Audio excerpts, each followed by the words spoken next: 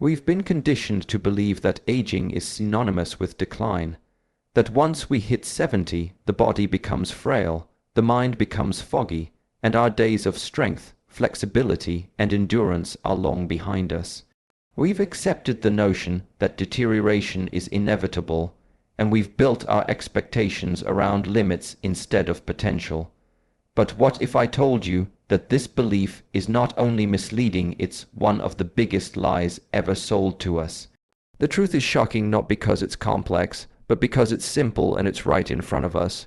We have seen individuals in their 70s, 80s, even 90s outperform those decades younger than them, not because they're gifted, but because they never gave in to the mental trap that aging means weakness. They didn't accept the script written for them, they rewrote it. One such individual transformed everything we think we know about aging and fitness. A man who trained in silence for years, mastering the art of bodily control, energy cultivation, breathwork, and movement, not for the applause, not for competition, but for mastery. His body beyond 70 moves like water, with the explosive energy of a much younger warrior and the calm poise of ancient wisdom. But this is not about one man, this is about what's possible. It's about tearing down the lies we've been fed, that you're too old, that it's too late, that strength and power belong only to the youth. It's about taking ownership of your body at any age, because the moment you believe the limits society has created, you become trapped inside them. The most engaging and startling truth of this journey is that the body does not age as much as the mind believes it does.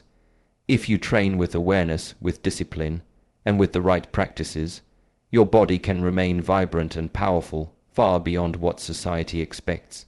Your flexibility, strength, and even your immune system can improve after 70, not decline. But you won't hear that from mainstream fitness programs. Why? Because there's no profit in empowering you with self-mastery. There's only profit in selling dependency. In this speech, we will dismantle these myths and uncover the truth behind real longevity. Not the kind that just adds years to your life, but the kind that adds life to your years. We will dive deep into the essence of what it means to train the body, mind, and breath beyond the boundaries of age, not to survive, but to thrive. Let's reveal what they didn't want you to know. Let's talk about what's truly possible after 70. So now, after all this, you have a choice. You can either continue believing the lie, the one that tells you that after 70, your best days are behind you, that your body is too worn, your bones too brittle, your reflexes too slow. Or you can choose to believe something different, something ancient yet revolutionary in today's world, that your body still listens to your mind and it obeys. You see, aging is not the enemy, stagnation is. It's the belief that we're supposed to slow down. That belief is the poison, but the truth is, you're not meant to stop moving, you're meant to move better, with precision, with breath, with presence. That's how you sharpen your awareness, maintain your strength, and extend your vitality well into your 70s and beyond. What we learn from masters who have trained for decades is not just physical technique, it's how they approach time. They don't resist aging, they flow with it, they evolve with it. They don't fight against the years, they work in harmony with them. And that's why they keep moving with such grace, balance, and power. They embody a kind of freedom most people can't even imagine, but it's not magic, it's discipline, it's breath, it's practice. This speech isn't about miracles, it's about responsibility. If you want to stay strong, you must train strength. If you want to stay flexible, you must move often. If you want clarity, you must breathe consciously. All of this is available to you.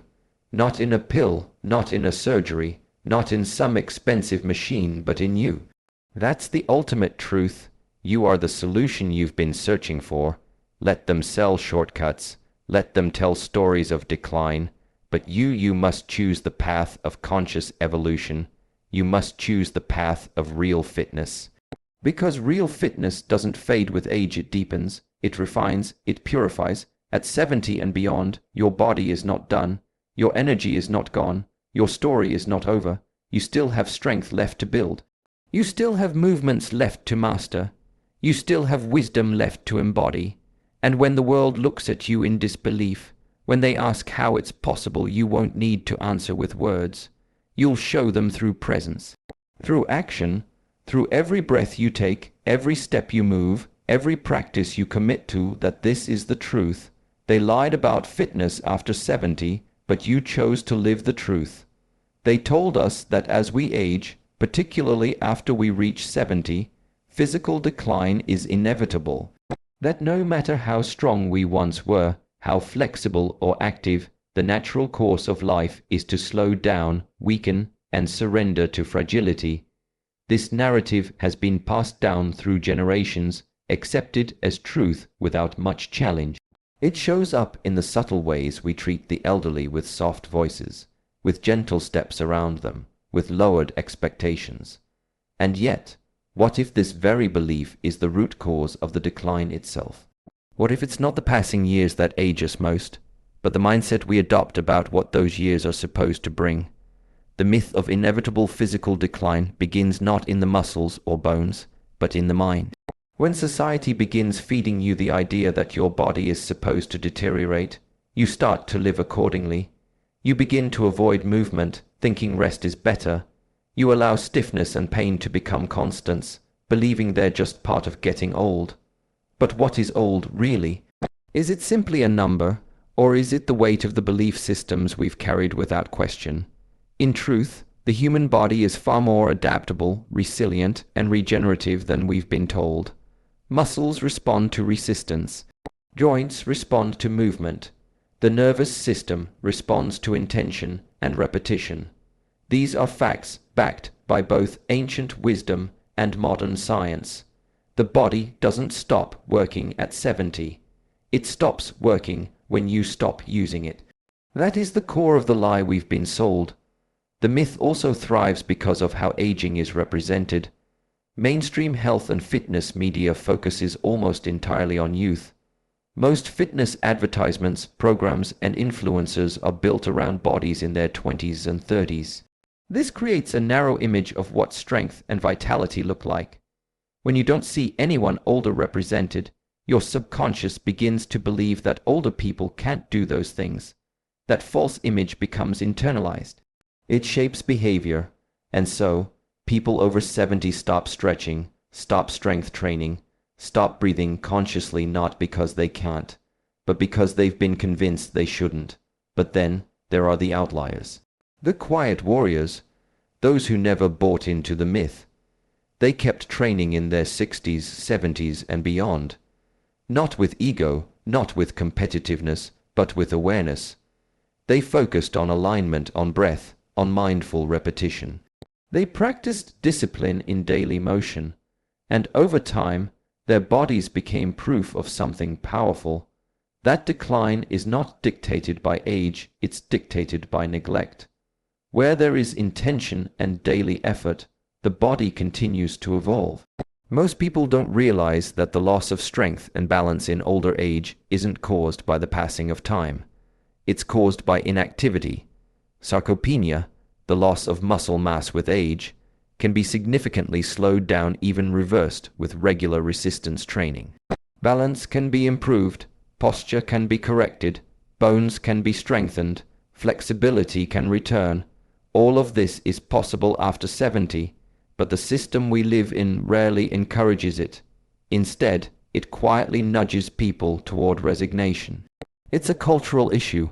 In many Western societies, aging is associated with irrelevance and limitation. But in traditional Eastern cultures, and especially in monastic training systems, aging is seen differently. Elders are respected not for what they can no longer do, but for the mastery they continue to develop. It's not uncommon to see 70 or 80-year-olds still training, still moving with grace and explosive energy. Why? Because they never stopped. They never fell into the trap of the myth. They kept showing up. They kept practicing.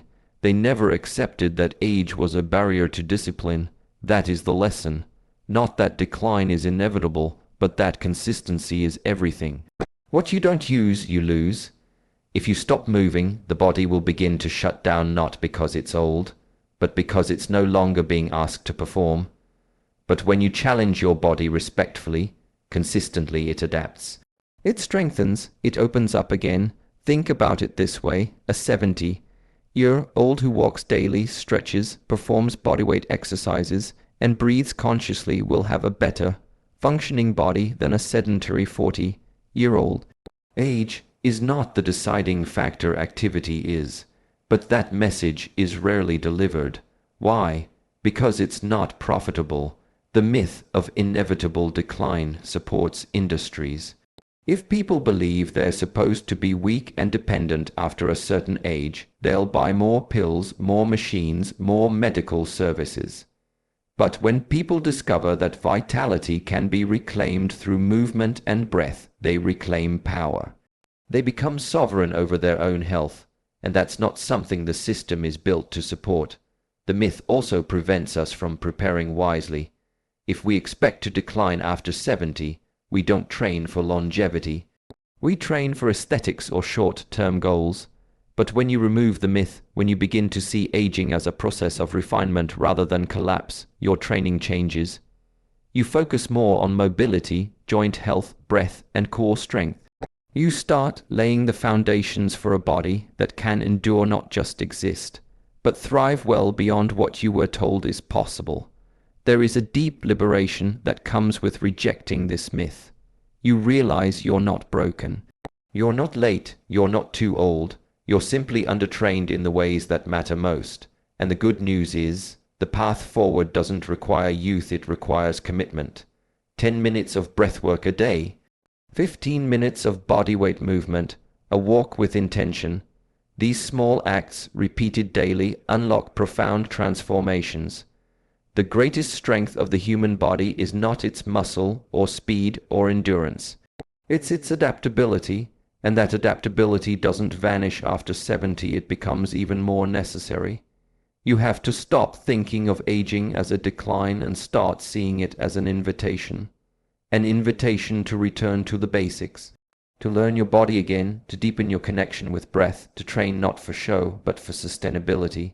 The myth of inevitable physical decline dies the moment you choose to move consciously, daily, unapologetically. Every breath, every step, every motion becomes a rebellion against the lie. You don't need to match the energy of your youth, you need to match the discipline of your intention. And if you do, your body will respond. Because it never stopped listening, it was only waiting for you to speak again through action. You are not your age, you are your practice, and practice has no expiration date. They often speak of strength and aging in terms of physical appearance. How much muscle remains, how upright the spine stays, how quickly one can walk across a room. But few ever mention the most critical factor in sustaining vitality beyond 70, the breath. The power of breath and mindful movement is not merely a supplementary part of fitness. It is the very core of it, especially as the years pass and the body begins to shift in subtle ways. What many have missed or dismissed is the reality that true strength comes not only from muscles or joints, but from the invisible system of energy, presence, and awareness that breath activates and sustains. As the body ages, breath tends to become shallower. Most people don't even realize it's happening. Their inhales become quick and anxious, their exhales incomplete. Over time, this disrupts the oxygen, carbon dioxide balance, compromises energy levels, fogs the brain, and weakens the nervous system. It's no coincidence that those who struggle most with fatigue, stiffness, and low mood in their 70s also have the most dysfunctional breathing patterns, because the body takes cues from breath. The heart rate, the muscular tension, the hormonal balance, all of it is influenced by the way you breathe. And when your breathing is unconscious, rapid, and shallow, your body believes it's in a constant state of stress. That long-term tension becomes inflammation, that inflammation becomes disease, and from there, the body begins to spiral downward, not because of age, but because the breath has lost its rhythm. Now imagine the opposite. Imagine a person who begins each day with slow, deliberate breathing, who becomes aware of the air as it enters through the nose, expands the lungs, and flows down to the diaphragm. Someone who trains their nervous system through rhythm, 4 seconds in, 4 seconds out, every breath like a calm ocean wave. What happens then? The heart rate lowers. The parasympathetic system activates. Inflammation reduces. The immune system gets stronger. Energy returns. The mind clears. And more importantly, the body begins to move with grace, not just force. But breath alone, while powerful, becomes exponentially more transformative when paired with mindful movement. Unlike conventional exercise, which often emphasizes repetition and speed, mindful movement focuses on awareness. Every gesture, every extension, every rotation is performed with full attention. The point is not to sweat, but to feel. To be so present in your body that your brain and muscles form new neural pathways, new levels of coordination, new layers of resilience. Most people don't understand that coordination isn't something you lose just because you're older. You lose it because you stop training it, and without mindful movement, movement that trains not just your body but your attention, you slowly disconnect from your physical self. That's where accidents happen. That's where instability grows. But when you practice moving slowly, consciously, connected to breathe, you rebuild that internal map. Your body once again becomes familiar terrain. This is the foundation of ancient movement arts: control, not speed. Stillness in motion, balance over brute force, and as you age, these become not just beneficial, they become essential. Because lifting heavy weights might build muscles, but it's mindful movement that preserves your ability to walk without pain, to rise from a chair with ease, to turn your head without dizziness. These are the subtle victories that determine the quality of life after 70. There's also a deeper layer: energetic awareness.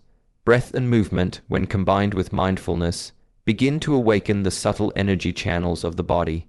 In Eastern traditions, this is called kai or prana. It's not something mystical. It's the life force that moves through you, animates you, keeps you alive. And just like the muscles and joints, it needs circulation. Without movement, this energy stagnates. And when it stagnates, your vitality dims. But when breath flows, and the body moves with it, this energy begins to awaken. You feel lighter, more alive, more connected to something greater than just flesh and bone. People in their 70s who practice breath and mindful movement consistently report something profound: a return of internal strength. Not the kind you can measure in kilograms or repetitions, but the kind you feel when you stand tall and feel the ground beneath your feet. The kind you experience when you walk up stairs without effort, when you sleep deeply, when your mind stays calm in stress. This is not a trick. This is not magic. This is training. Consistent, humble, devoted training of breath and body. In contrast, the fitness industry rarely speaks of breath. It's too simple. It doesn't sell. You can't package mindful movement into an easy pill. You can't put breath into a bottle, so it remains hidden, undervalued. Meanwhile, elders are being told they need complicated machines or expensive supplements. But the real solution lies in the space between inhale and exhale. In the moment when your body moves in sync with your breath, when every action is precise, grounded, and effortless. A person over 70 who trains their breath has an incredible advantage. They regulate their internal systems more efficiently. They recover faster. They remain centered under pressure. And they develop an unshakable presence, the kind that speaks even before a word is uttered. This presence doesn't come from thinking more or trying harder. It comes from listening to your body, to your breath, to your energy. And what's even more fascinating is how quickly the benefits begin to appear. After just a few weeks of breath practice and mindful movement, sleep improves, digestion improves, joint pain reduces, anxiety lessens. There's a noticeable clarity in the eyes, a groundedness in the voice, a calm confidence in posture. These are the marks of someone who is aging, yes, but aging powerfully. We must change the story. Fitness after 70 is not about fighting age. It's about embracing the wisdom of the body and enhancing its function through the most natural tools available: breath and movement. They don't require a gym, they don't demand youth. They require presence, commitment, practice. The power of breath and mindful movement is the gateway to real longevity, not just long life, but a strong life, a clear mind, a vibrant body. And the best part is, you can begin right now. Not tomorrow, not when conditions are ideal, but now, with one conscious breath, one grounded step, one moment of attention, because after 70, the body doesn't ask for punishment. It asks for partnership. It asks for rhythm. It asks for breath. Give it that, and it will give you back something priceless. Your strength, your grace, your vitality, not borrowed from the past, but reborn in the present. Longevity is often thought of as luck, something you inherit in your DNA, something that just happens if you're fortunate enough to avoid disease or accidents. People love to romanticize stories of those who live past 90, as if these individuals have stumbled upon a secret or been handed some invisible blessing at birth. But this belief does something dangerous. It convinces the average person that longevity is beyond their control, that it's something gifted rather than cultivated, and that couldn't be further from the truth. Longevity is not a miracle. It is not random. It is a skill, like balance, like strength, like mindfulness. It is something you build through your actions, your discipline, and your daily choices. The people who remain vibrant and active past 70 don't do so by accident. They have practiced it. They have refined their routines, sharpened their awareness, and developed habits that support life. Not just life in years, but life in quality, in richness, in capability. You see, people spend decades learning professional skills. They go to school, attend workshops, practice for thousands of hours to master a trade or career. And yet, when it comes to the body, to the daily practice of living well, we are taught to be passive. We don't think of it as a skill, we think of it as automatic. You wake up, you move through the day, you eat, you sleep. No awareness, no training, no refinement. And then one day the system starts to break down. The joints ache, the heart races, the breath shortens, and we call it aging. But what we're witnessing is not just time, it's neglect. It's the outcome of a system that hasn't been maintained. Longevity is like maintaining a sacred instrument. If you don't tune it, clean it, respect it, it goes out of harmony, the strings snap, the sound decays, the body is the same. Every joint, every organ, every cell responds to your input. The way you breathe, move, eat, sleep, and think sends signals every second. And those signals either tell the body to survive or to decay. It's happening all the time, whether you are aware of it or not. So the question becomes, how do you train longevity? You begin by recognizing that every part of your routine matters. That the way you start your day affects your joints, your hormones, your nervous system. That the way you move or don't move impacts your lymphatic system, your balance, your bone density. That the way you breathe influences your emotional state, which influences your immune system. When you understand this, you begin to take ownership. You stop waiting for doctors or programs or perfect circumstances. You start training. Training for longevity doesn't mean pushing harder or punishing your body. It means practicing daily rituals that nourish you, waking up and hydrating your system, moving slowly to stimulate circulation, practicing breath work to clear the mind, walking to keep the joints healthy, eating with intention, stretching before bed, sleeping deeply. These aren't random acts, they are techniques, and when practiced consistently, they become a framework for long-term vitality. Another key to the skill of longevity is observation. The body speaks in whispers before it screams, a little stiffness here, a bit of fatigue there. Most people ignore these signs until they become chronic, but those who age gracefully don't wait, they pay attention. They adjust early. If the breath feels short, they pause and slow it down. If the joints feel tight, they stretch. If the mind is restless, they breathe. Longevity is a skill because it requires responsiveness. Not reactive panic, but calm, intelligent action. This kind of awareness is not automatic. It is trained through mindfulness, through stillness, through honest observation. People think of training as lifting weights or running marathons. But true training begins in how you sit, how you stand, how you carry your body through everyday life. It's in the way you listen to your breath while brushing your teeth. It's in how you rise from a chair. It's in your posture, your walk, your presence. This is what creates longevity, not just big efforts once in a while, but small efforts every single day. There's also the mental side. Longevity is not just a physical practice, it's an emotional and spiritual one. Your thoughts shape your biology. If you believe you're falling apart, your body will comply. If you believe you're evolving, your cells will organize around that truth. The elderly who thrive have something in common. They carry a strong internal vision. They believe in purpose. They believe in growth. They see age not as a limit, but as a level. They embrace change, not resist it. This mindset is trained through gratitude, through reflection, through the cultivation of inner peace. Connection also plays a role. Isolation accelerates decline. The human body is wired for connection, to nature, to others, to meaning. Training longevity means maintaining those connections, going for a walk in the fresh air, sharing a meal with intention, practicing silence not just to avoid noise, but to touch something deeper. The body doesn't just run on food and oxygen, it runs on meaning.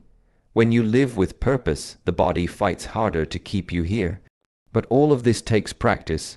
It is not given. It must be earned, not through perfection, but through repetition, through daily acts of self-respect, through showing up, even when it's inconvenient, through movement, even when the world says rest, through breath, even when the mind is noisy, through nourishment, even when shortcuts are tempting. Longevity is not some future destination. It is here, in this breath, in this moment, in this choice. It is built today with what you do, how you speak to your body, how you walk, how you rest, how you return to center. The body remembers everything, every movement, every neglect, every intention. It stores it, builds on it, and reveals the results over time. And that's the most empowering part of this truth. You don't have to wait for longevity to arrive. You train it into existence. You don't need to pray for it. You participate in it. You live in a way that honors the vessel you've been given. And in return, that vessel will serve you, not just through your 70s, but far beyond. Not just in length, but in depth, in power, in presence. The greatest lie about aging is that it's all downhill. The truth is, it becomes an ascent if you train for it. The view gets clearer, the air gets quieter, but you have to climb with awareness, every step, every breath, every thought. This is the skill, this is the practice, this is the path to true longevity.